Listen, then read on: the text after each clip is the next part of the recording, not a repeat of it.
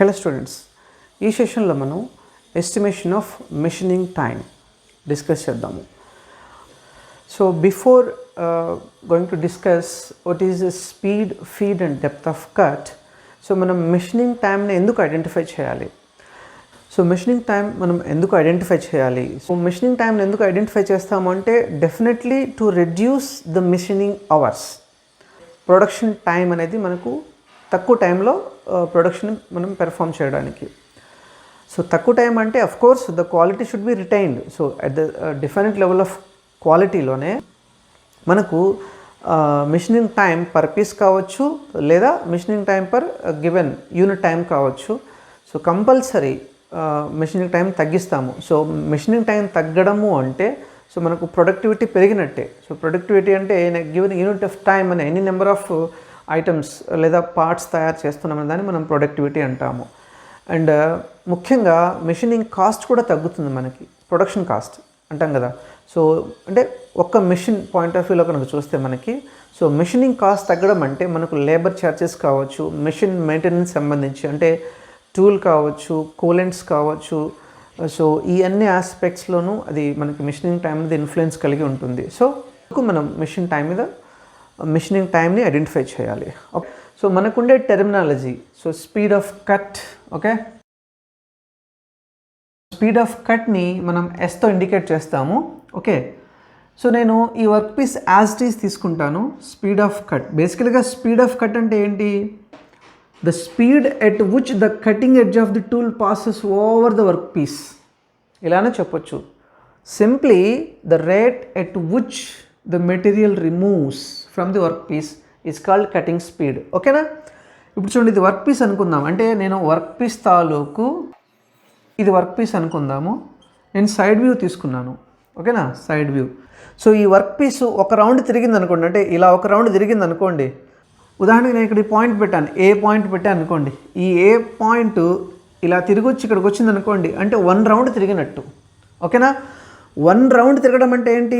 So దీన్ని మనం ఎలా మెజర్ చేస్తాము? దీని పెరిఫెరల్ స్పీడ్ అంటాం దాన్ని మనం. ఓకేనా? అంటే దీని సర్కంఫరెన్స్ ఎంతో అది అంతే తిరుగుతుంది, దట్ ఈస్ πd. అంటే దీని పెరిఫెరల్ స్పీడ్. సో అంటే ఇది 1 రెవల్యూషన్ తిరిగి వచ్చిందంటే అది πd తిరిగినట్టు. అలాంటి నెంబర్ ఆఫ్ రెవల్యూషన్స్ తిరిగింది అనుకోండి, ఇంటూ n అంటాం, into n. So this is what the cutting speed. Yes, చూడండి, that is πdn. For suppose డయాని మనము డయా మీటర్స్లోనే తీసుకుందాం అనుకుందాం. డయాని మీటర్స్లో తీసుకున్నాము. ఓకేనా? సో అంటే మనకు πd అనేది మీటర్లో వస్తుంది. ఇదేంటి? ఆర్పిఎం అంటే రివల్యూషన్ పర్ మినిట్. సో దీన్ని మనం ఏం చేస్తున్నాము? మీటర్స్ పర్ మినిట్లో ఎక్స్ప్రెస్ చేస్తున్నాము. ఓకేనా? That's πdn. ఇది మీటర్స్లో. ఇన్ కేసు డయా సెంటీమీటర్లో తీసుకున్నాం అనుకోండి, సో అప్పుడు ఎస్ ఏమవుతుంది మనకి అంటే సో πdn/100 అవుతుంది. ఎందుకని? సో మనం సెంటీమీటర్లో తీసుకున్నాం, మనం ఎందులోకి ఎక్స్ప్రెస్ చేస్తున్నాము? Metres per minute. ఓకేనా? సో కాబట్టి మనం సెంటీమీటర్ నుంచి మీటర్కి వెళ్తున్నప్పుడు సో లాస్ట్ క్లాస్లో చూసాం కదా మనము యూనిట్ కన్వర్షన్స్. చూడండి ఒకసారి. సో సెంటీమీటర్స్ నుంచి మీటర్కి వస్తున్నప్పుడు సో ఈ డయాని 1 మీటర్కి ఎన్ని సెంటీమీటర్లు? 100/100 డివైడ్ చేస్తాం. అదే ఇక్కడ ఇది అనమాట. So that is metres per minute. అదే మనము ఇన్ కేస్ ఇదే డయాని మిల్లీమీటర్లో కనుక ఇచ్చారనుకోండి, మనకి మిల్లీమీటర్ నుంచి మనము మళ్ళీ మీటర్లోకి వెళ్ళాలనుకోండి. ఓకేనా? ఇప్పుడు ఏం చేయాలి? దీన్ని మనం మీటర్లో కన్వర్ట్ చేయాలి. అంటే 1 మీటర్కి ఎన్ని మిల్లీమీటర్లు? 1000. సో అప్పుడు ఈ ఈక్వేషన్ ఎలా వస్తుందంటే so πdn/1000 so metres per minute. Okay, I think this is what the cutting speed S is. So మనకు వర్క్ పీస్ ఒక రెవల్యూషన్ తిరుగుతుంది.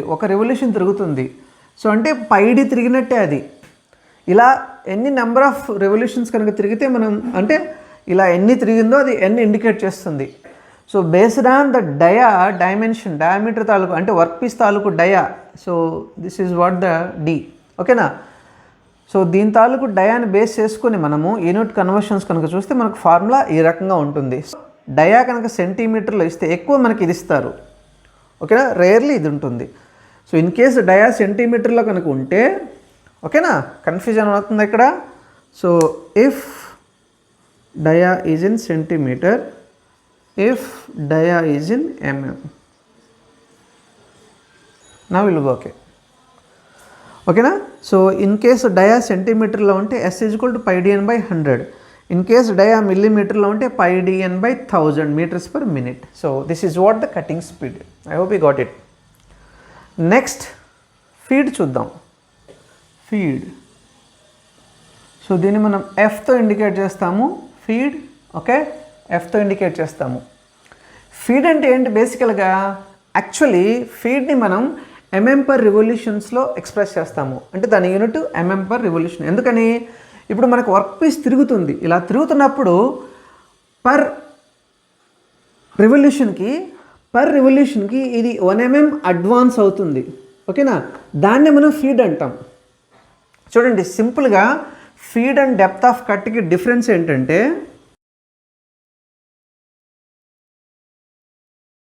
ఇది వర్క్ పీస్ అనుకోండి, వర్క్ పీస్ ఇది n RPMతో తిరుగుతుంది. చూడండి ఎలాంగ్ ద వర్క్ పీస్ అంటే ఎలాంగ్ ది వర్క్ పీస్ ఇచ్చేదేమో feed, across the work piece అంటే వర్క్ పీస్కి అక్రాస్గా అంటే పర్పెండిక్యులర్గా ఇచ్చేదేమో డెప్త్ ఆఫ్ కట్. సో ఇలా ఇస్తే ఫీడు, ఇలా ఇస్తే దీన్ని డెప్త్ ఆఫ్ కట్ అంటాం, డెప్త్ ఆఫ్ కట్. అందుకే మనం డెప్త్ ఆఫ్ కట్ని డిఫరెన్స్ ఆఫ్ డయాలో ఎక్స్ప్రెస్ చేస్తాం. అది నేను తర్వాత చెప్తాను, ముందు ఫీడ్ అర్థం అవ్వాలి మనకి, ఓకేనా.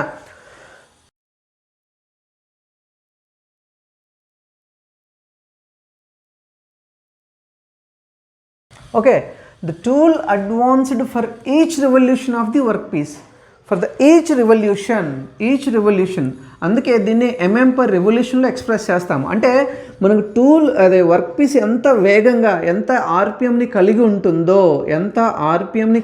దాన్ని బట్టి దీని అడ్వాన్స్మెంట్ అంత ఎక్కువ ఉంటుంది. దాన్నే మనం యాక్సియల్ వెలాసిటీ అంటాం, axial velocity of the tool.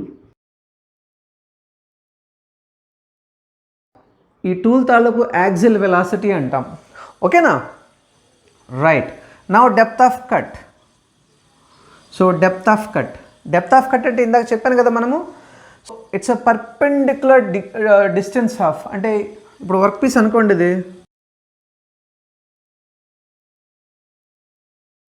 ఇది వర్క్ పీస్ అనుకోండి, ఇది D, ఇది స్మాల్ d. బేసికల్గా మనం డెప్త్ ఆఫ్ కట్ని ఎలా ఎక్స్ప్రెస్ చేస్తాము అంటే it's a perpendicular distance of, అంటే అక్రాస్ ది డయా, అంటే ఇది పర్పెండిక్యులర్ డిస్టెన్స్ అంటే ఇది, ఓకేనా. అన్మిషన్డ్ సర్ఫేస్, ఇది మిషన్డ్ సర్ఫేస్, అందుకే it's a difference of machine surface to. So depth of cut is equal to బేసికల్గా మనం దీన్ని D - స్మాల్ dగా చెప్తాము, ఓకేనా. దాన్ని డెప్త్ ఆఫ్ కట్ అంటాము. అండ్ దీన్ని /2గా రాస్తాం మనం. మనకి ఇది ఇనిషియల్ డయా, మనం దీన్ని కట్ చేసి ఈ డయా తెచ్చాం. అంటే దీన్ని నేను ఫ్రంట్ వ్యూ రాస్తున్నాను. చూడండి ఇదేమో D, ఇదేమో స్మాల్ d, లోపల స్మాల్ d. ఉదాహరణకి ఇది 6 సెంటీమీటర్ అనుకుందాము, ఇది 4 సెంటీమీటర్ అనుకుందాము. ఇప్పుడు చూడండి 6 - 4 = 2 మామూలుగా అయితే ఏంటిది 2 depth of cut 2 సెంటీమీటరా.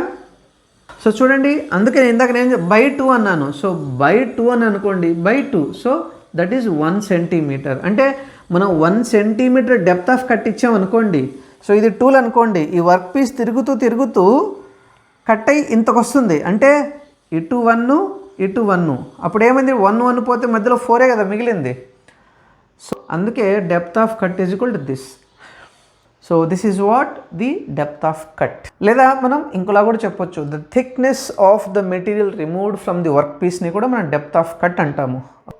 The time estimation for turning operation చూద్దాం ఇప్పుడు. ఓకే,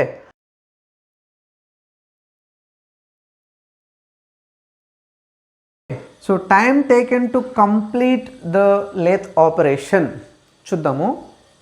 సో మనం ఈ టైం ఎలా ఐడెంటిఫై చేస్తాము చూడండి. ఇది బేసికల్గా మనం ఈ యొక్క ఫీడ్ నుంచి మనకు వచ్చేస్తుంది. పర్ రివల్యూషన్ మనకు ఈ కటింగ్ టూల్ ఎంత అడ్వాన్స్ అవుతుంది టు పెర్ఫామ్ ది ఆపరేషన్ అన్నదాన్ని మనం ఫీడ్ అంటాము, ఓకేనా. సో అది యాక్సియల్ వెలాసిటీ తాలూకు టూల్ అవుతుంది, ఓకేనా. అంటే ఎఫ్ ఇంటూ ఎన్, మనకు ఫీడ్ అనేది ఎంఎం/రెవల్యూషన్ ఉంటుంది. సో అలా మనకి ఎంత రెవల్యూషన్ అయితే యాక్సియల్ వెలాసిటీ అంత ఎక్కువ ఉంటుంది అన్నమాట. సో అప్పుడు ఇది లెంగ్త్ ఆఫ్ ది జాబ్ అనుకుంటే, ఓకేనా, ఇది లెంత్ ఆఫ్ ది జాబ్. ఇప్పుడు ఇది చూడండి, మనకి ఇది mm/రెవల్యూషన్ ఇంటూ ఎన్ అంటే ఏంటి, ఆర్పిఎం కదా, revolutions per minute. So revolution per minute. So revolution ఇదేమో మనకి mm/మినిట్ వస్తుంది, mm/మినిట్. సో మనకు ఒక ఫార్ములా తెలుసు కదా. So distance is equal to velocity into time అని. Distance is equal to velocity into time. ఇక్కడ డిస్టెన్స్ ఏంటి, the length of the job to complete. ఇది అంటే L is equal to axial velocity, that is F into N into T. నా దీని నుంచి the time taken to complete the job is equal to, ఇది మనకు కావాలన్నప్పుడు ఇది ఎల్ దీని కిందకు వస్తుంది. So L by F into N. So చూడండి, మనకు లెంగ్త్ ఎంఎంలోనే ఉంటుంది బై, సో ఈ రెండు కలిపితే మనకి ఇందాక ఎంత వచ్చింది, mm/మినిట్. సో ఇక్కడ ఏం లేదంటే దీని కింద 1 ఉన్నట్టు కదా. సో mm/1 ఇంటూ దీని పైకి తీసుకెళ్తే minute/mm. సో mm క్యాన్సిల్, మనకు టైం ఎప్పుడు కూడా మినిట్లోనే వస్తుంది. I hope you got it. So time taken to complete the job. So మనం ఎల్ లెంగ్త్ జాబ్ని కంప్లీట్ చేయాలి అంటే, సో ఈ ఎల్ లెంగ్త్ జాబ్ని కంప్లీట్ చేయాలంటే మనం ఫీడ్ రేట్ ఎలా ఉంటుందన్న దాన్ని బట్టి మనకు ఆ టైం డిపెండ్ అవుతుంది కాబట్టి, so this is what the formula we get, ఓకేనా.